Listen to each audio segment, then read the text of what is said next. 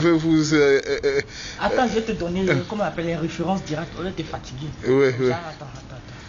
Comme ça, je vais vous présenter un patriote ivoirien qui va vous expliquer en long et en large comment la France a contribué à faire partir l'ex-président Laurent Gbagbo pour les remplacer par Monsieur Alassane Ouattara, que le peuple n'aime pas trop, mais par la force des armes, il est arrivé au pouvoir. Là, il essaie un peu de dribbler des gens. Donc, vous allez voir, les patriotes est en train de fouiller un peu quelque chose dans son téléphone pour nous donner plus de preuves de ce que... Oui, parce que c'est un peu très difficile la situation de l'Afrique, comment comme Tiken Jafakoli disait, qu'on nous amène en bateau, tu vois. Donc comme des chameaux dans des destinations oui. Ils allument le feu, ils activent et après ils viennent jouer au sapeur-pompier. Donc on a tout compris, vous voyez. Donc voilà, quand Tiken a dit qu'ils allument le feu puis ils activent là. Ouais. Et puis après ils viennent jouer au sapeur-pompier là. La phrase là, c'est vrai. Pourquoi? Parce qu'en 2000 là, quand Théo Fofié à Boaké avait expliqué comment la guerre s'est passée là. Voilà ça, je vais vous montrer. Il va parler avec preuve à l'appui, vous allez voir, il va montrer. C'est pas moi qui ai dit, quelque chose. C'est le chef rebelle même qui a dit ça. Donc le chef rebelle, c'était qui encore? Tu peux nous rappeler son nom? Non, c'est un des chefs rebelles. Comme ils sont beaucoup, on ne sait pas. Ah, ils sont beaucoup, on ne sait pas. On sait que leur patron, c'était Alassane Ouattara. Ah, leur patron. Eux-mêmes, ils ont dit que leur patron, c'était... Donc, cette rébellion-là, disons que c'est Alassane lui-même qui l'a provoqué pour faire partir Laurent Gbagbo par la voie des armes. Voilà. Aïe, c'est ça. Ainsi va l'Afrique, donc... du jour au jour, il y a toujours des interférences étrangères qui arrivent pour essayer un peu de mettre les bâtons dans les roues du développement de l'Afrique. Donc, voyez-vous comment, quand votre président est aimé et ils n'aiment pas ça, on va essayer de continuer l'interview dans le bus. Vous partez sur YouTube et vous tapez directement. Ouais, il va nous donner aussi les références des autres. Il va nous donner les références sur YouTube pour que nous puissions... La rébellion. Pourquoi il dit qu'il allume le feu plus actif? Parce qu'il a expliqué, comment on appelle, il a expliqué le rôle de l'armée française et de la France. Attendons. Moi je vais passer comme ça pour essayer d'écouter, bien écouter. Il a expliqué le rôle de l'armée française et de la France dans la crise ivoirienne. Maintenant après, jusqu'à la fin, ils viennent jouer aux pompiers en disant que qui a gagné les élections. C'est que ça a débuté depuis 2002, les plans. Et les plans, maintenant, ils ont allumé le feu, ils ont activé. Et après, ils viennent jouer aux pompiers pour dire que qui a gagné les élections, c'est eux qui vont éteindre le feu. C'est eux qui l'ont déclenché. C'est eux qui l'ont déclenché le feu, puisqu'ils ont aidé à organiser une rébellion pour venir attaquer injustement le pays sans savoir pourquoi. C'est pas pour leurs intérêts, parce que il y avait Sarkozy qui était aussi dans le coup, quoi. Ça avait commencé au temps de Chirac, mais quand il est la même droite, il a continué avec Nicolas Sarkozy. On dit chien cherche jamais sa manière de s'asseoir là. C'est parce que ça m'énerve que je le fais, que je ne peux pas montrer directement à Essaie un peu d'arranger les choses,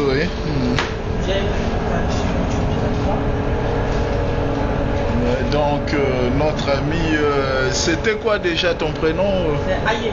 Aye, Aye, c'est vraiment un patriote ivoirien qui a les soucis de son pays. Il regrette de voir que le pays est vendu, est devenu très corrompu. Donc il n'y a pas d'avenir pour les jeunes, ni pour qui que ce soit dans les pays. On attendait M. Laurent Gbagbo qui disait qu'il fera devenir la Côte d'Ivoire, les États-Unis. Il va faire tomber des plus de milliards. Plus de milliards. Il n'y a pas la croissance. 700 prisonniers. Même mon oncle, on l'a assigné à résidence dans notre village. Comment un politicien on peut l'assigner à résidence alors que des gens qui ont fait un crime de guerre en Côte d'Ivoire, ils sont là parce qu'ils sont là, ils sont tranquilles. Les rebelles qui ont tué depuis 2002 jusqu'à maintenant qui font souffrir la Côte d'Ivoire tranquillement. Alors que des gens, comme on appelle, du moment que tu prononces le nom de Gbagbo seulement en Côte d'Ivoire, on peut te tuer. On te met en prison. C'est ça la démocratie que la France installe en Côte d'Ivoire là. C'est ça, la démocratie, on ne peut pas dire le nom de son président qu'on a voté pour lui. Avec ça, il se dit qu'il va rassembler tous les Ivoiriens. C'est dans quel rassemblement que tu veux rassembler tous les Ivoiriens alors qu'on ne peut même pas avoir une opinion différente de toi? C'est ça. Quel est ce pays-là? Où on va? Les prisons sont remplies. Les gens agonisent dans les prisons en ce moment. Oh là là. Et c'est ça la démocratie. Mais où sont les organisations des droits de l'homme? On vient de libérer là. On l'a remis. Aujourd'hui même, il a été remis en prison. On dit les pro-Gbagbo qu'on les a libérés. D'où ce que vous avez dû à Finguessan, tout ça. On a remis Lida Poisson en prison. Ah bon? Qu'est-ce qu'il a fait encore? On dit qu'il a inculpé. Oh. Ah bon. C'est triste, c'est triste. Donc c'est vraiment... Le cacao qu'on achetait là. Le cacao même c'est bon. Même s'ils n'achètent pas les matières premières, c'est pas grave. Mais comment on paye dans un pays? Le palais présidentiel, les hôtels, tout on les fait louer. Même le pont qu'on roule là-dessus, on loue ça à la France. Comment tu peux être dans un pays et puis tu loues ton pays à la France?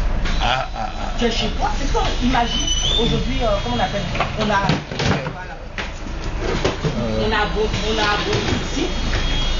À Bondy? Non, on n'est pas à Bondy là. Imagine, on a à Bondy, on va dire. Et puis nous, on est à Paris, on est en France. À Paris, et on loue tout Paris à louer aux Ivoiriens. Est-ce que la France peut accepter ça? C'est pas normal. Les Ivoiriens on va louer. On va l'acheter ça pour le palais l'Élysée. L'Élysée sera loué par la Côte d'Ivoire. La Côte d'Ivoire loue l'Élysée à la France. Est-ce que la France peut accepter ça? Non. Est-ce que la France donc il n'y a plus de... peut se lever pour venir bombarder la France? Est-ce que la Côte d'Ivoire peut se lever pour venir dire qui a gagné les élections en France? Alors, on a... Ce que moi je ne comprends pas sincèrement. On dit qu'il y a une élection qui s'est passée. Mais quand même, on est dans un pays de droit là-bas. Il faut que le droit s'applique. Vous dites que oui, il y a un potentiel électoral. Mais quand il y a un potentiel électoral, le droit, c'est pas la guerre. C'est ça. Le droit, c'est de régler, c'est de compter, c'est de recompter, quitte à compter et recompter. On préfère perdre une année pour régler cette crise en comptant que de perdre la vie d'un seul Ivoirien. Ah oui. Parce que ce Alassane Ouattara là, ou même si c'était Laurent Gbagbo qui avait gagné, ou c'était Alassane Ouattara, la vie de Alassane Ouattara n'est pas plus mieux que la vie de, comment on appelle, de un Ivoirien. La vie de Laurent Gbagbo n'est pas plus mieux que la vie de un Ivoirien. Donc quand il y a une élection qui s'est passée dans ce pays de droit, on applique le droit. On n'applique pas le bordel. On ne peut pas dire qu'on a oui, nous on est des guerriers, allez toi tu dégages.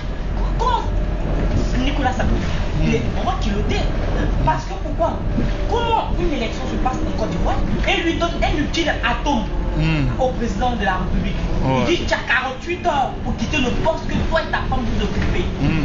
Mais sur quel droit il se permet de dire ça?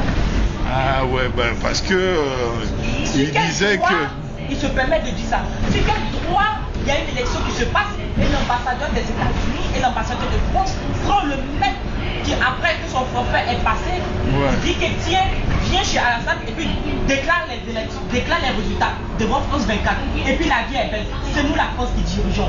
Toi l'ambassadeur, tu le prends et tu dis va déclarer les résultats.